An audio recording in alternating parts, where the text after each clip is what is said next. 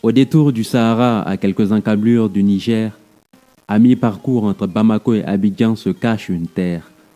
Son histoire est riche, parfois triste, mais le plus souvent gaie. Je t'en peins une vague silhouette, je t'en fais le portrait. Dans la carte, elle s'insère sur le Ghana, le Togo et le Bénin. Un peu de géographie, je me souviens quand j'étais gamin. Une soixantaine d'ethnies dans la paix jour et nuit se côtoient, dans ce havre qui a vu naître Thomas Sankara. Tu seras accueilli par un peu de poussière, mais beaucoup de chaleur humaine. La chaleur du benga, des poulets bicyclettes et des poignées de main. Il faudra dire Neyibeogo au fils de Wedraogo, ou encore Anisogoma si tu passes par Bobo. Si tu es amateur de porc au four, bienvenue au paradis. On en consomme comme le tchèp au Sénégal du lundi au samedi, avec la bonne bière qui va avec, jamais une sans deux, c'est la règle. Simple prétexte de soulage et la nostalgie de la fête de la bière. Dans la capitale sur deux roues, il y a autant de motos que d'habitants. Pas besoin d'attendre le bus, le temps c'est de l'argent. Il n'y a pas de car rapide, encore moins de Zémidjan. Chez nous, on roule tous en personnel, à partir de 10 ans. Au Faso, on est fier d'un tas de trucs. Le FESPACO, le CIAO.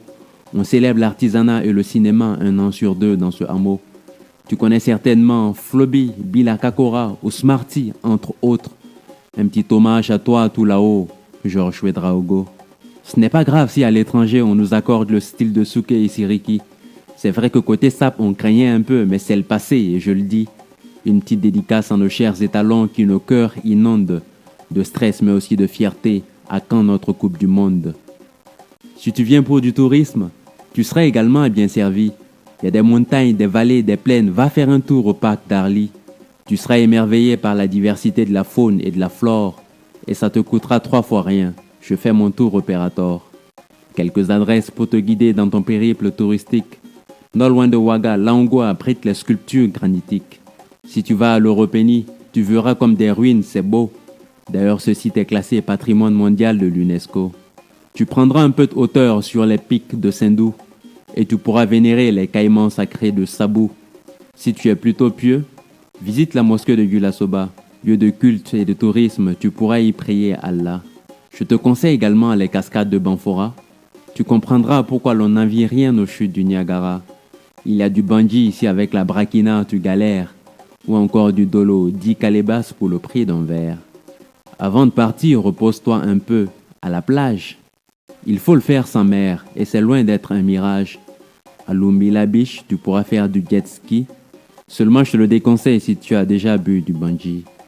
Tu trouveras le luxe dans les hôtels 5 étoiles, mais le plus beau, ce sera tes nuits sur une natte à la belle étoile.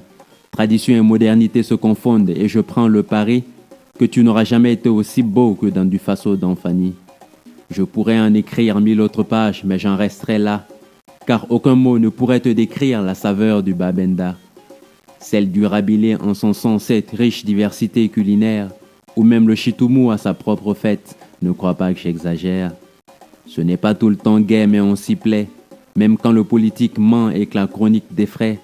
Peuple brave et fort, humble, que trahit mon narcissisme révolutionnaire. Tu l'adopteras au coup sûr quand ton pied foulera cette terre. Carte postale du Burkina Faso, pays des hommes intègres, où l'hospitalité est sacrée, où l'étranger est plus qu'un frère. Si tu passes par là, arrête-toi, tu en auras pour ton geste, dans ce petit bout du monde, dans ce paradis d'Afrique de l'Ouest.